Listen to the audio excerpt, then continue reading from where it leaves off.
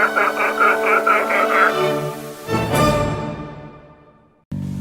so blue. I said I'm so blue. There's no need to feel down. I said. Hello my friends, welcome back to Player Display. Today we're going to take a pause on the DC stuff and go back to horror. I know it's been a little while. I've been waiting for some new releases to come out in recent memory, and finally we got one that's pretty interesting. Not sparkling brand new, but I did manage to find him in Newbury Comics. I thought he was pretty damn cool. So today we are checking out the MEGO Ghostface, which is one of 6 different variants, interestingly enough. So basically, I saw this guy on BBTS initially, and it looked like it was a random chance as to whether you'd be getting one of 6 different variants of this figure. The difference being that it would be a different colored mask. I believe everything else would have been exactly the same. But knowing me, I'm not a gambling man, so I didn't go after him on BBTS, but I did find him in stores, and I really love this color mask. He's probably my favorite of the 6, actually. So, all that being said, we'll talk more about those other 6 when we look at the packaging.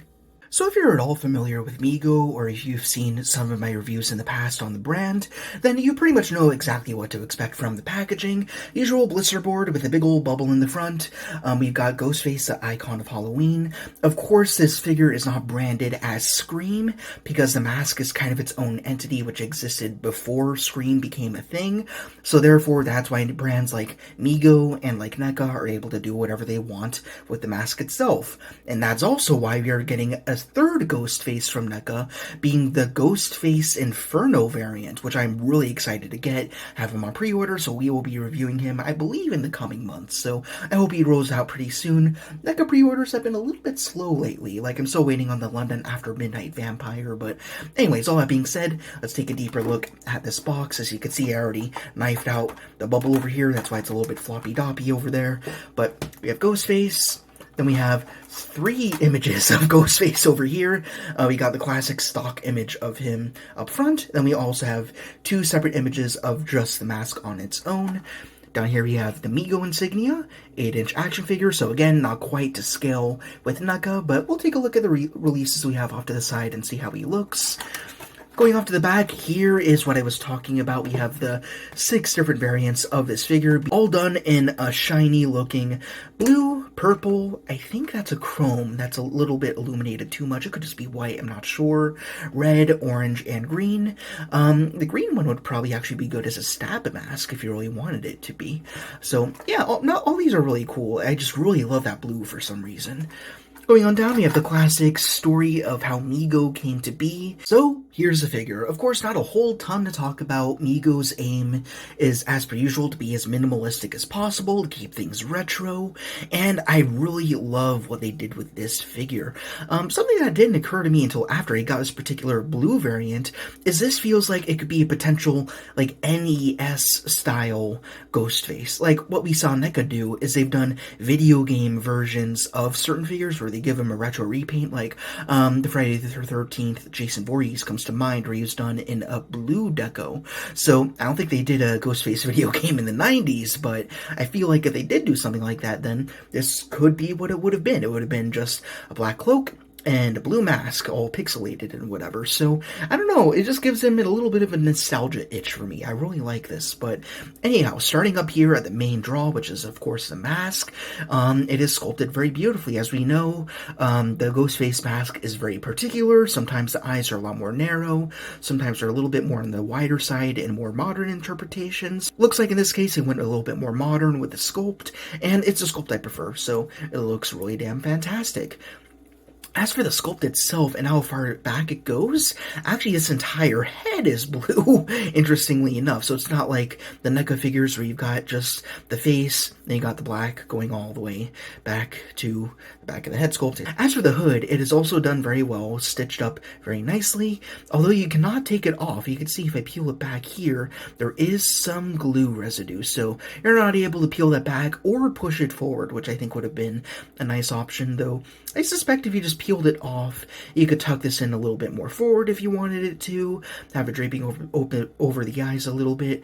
I mean, you've got a lot of space back here in the hood to kind of experiment with it a little bit. So I kind of prefer that they would have not have glued it down. I feel like it still would have draped down just fine, and then you'd have a few little more options as to where you'd want to position it. So that's kind of a shame, but I mean, if you don't want it there, you could just rip right off. I'm still thinking about it though.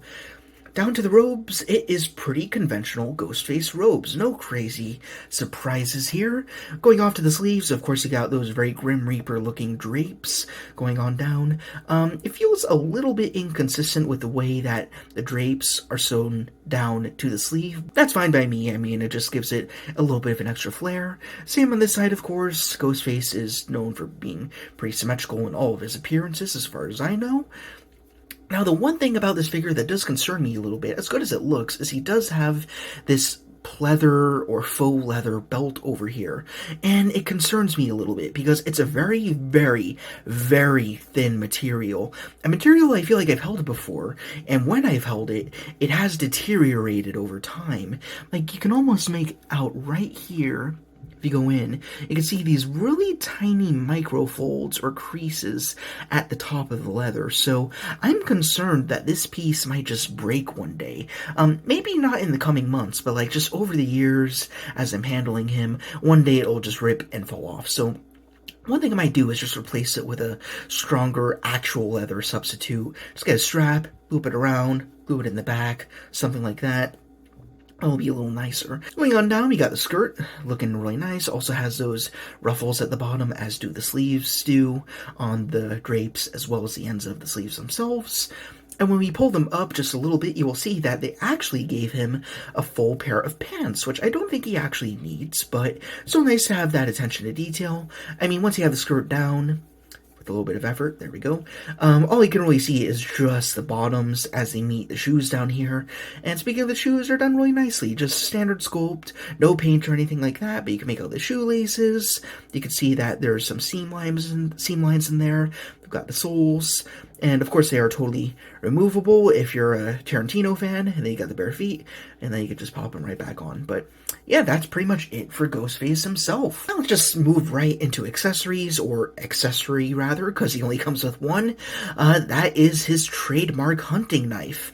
Again, they kept it pretty retro looking. It's just very standard sculpt, a tad oversized, which I do like, and then it's also got the painted on blade. You can get into both of the hands. Both of the hands are identical, by the way. We forgot to talk about them. They are both trigger hands, interestingly enough, but also that lends to some extra fun for this figure. We'll talk about that a little bit later. But as for the knife, we can put that into his hand, no problem. Maybe you'd opt to have that the other way, but whichever way you prefer. So you can have that straight out, but you could also do an underhand pose, so we can slot that towards the bottom, get that up there, like he's about to kill Drew Barrymore or whoever he has on his kill list, looking absolutely sweet. The last thing I wanted to mention is potentially one of this figure's greatest strengths being the hands, which we've already talked about a little bit, but I really love how they're very, very generic, meaning he can hold just about anything. So of course, we already looked at his stock knife, which is very good, but let's say we wanted to bring in a NECA accessory over here, like the voice changer. I think I have this configured the right way. The hands are very malleable, as are the fingers, so you can stretch them around just about whatever you want, and it looks a little tiny, but he could definitely hold that. So if you want to pair him with any of the previous accessories that we've seen with the last Ghostface releases, you can absolutely do that and just experiment, swap things out, see what works, see what doesn't, and yeah, it just adds to a lot of fun for this figure. Although, I've also realized, because he has trigger hands, you can also give him firearms. This is an assault rifle from one of the McFarlane weapon packs, and you could just swing that on over, and then you've got a totally locked and loaded Ghostface. So that's what I love about this figure. He could be absolutely whatever you want. He could be a traditional slasher. He could be like in one of the modern movies where he did indeed wield a firearm. There's just a lot of options for this guy because his hands are so generic. So I really love that. I think this dude is a blast. we will do our best to talk about articulation, which is going to be a little difficult to do because just about everything is covered in soft goods, so you kind of just got to feel it around, and I'll do my best to explain it. But anyways, you got just a swivel in the head. That's how it is for MEGO. You're never going to get a tilt or anything like that, or lean forward, lean back. It's just not what they do, but again, keeps with the retro aesthetic. Although one thing I did want to note is that the shoulders are a little different. Again, this is where I'm going to have to explain it because you can't see what's going on here. But in most MEGO releases that I've handled in the past, it seemed as though the shoulders were held in by an internal band or elastic or something. So you could like pull the arm out of the socket, it would spring back in. But in this case, it feels like an actual solid joint. So I do think that I've heard that they were doing more modern bodies on the inside of these figures. So I think that's what this is. So you can swivel all the way around. I mean, technically not because of the soft goods that he has, but he can do a full swivel. He can also do a full 90, which is really good to see.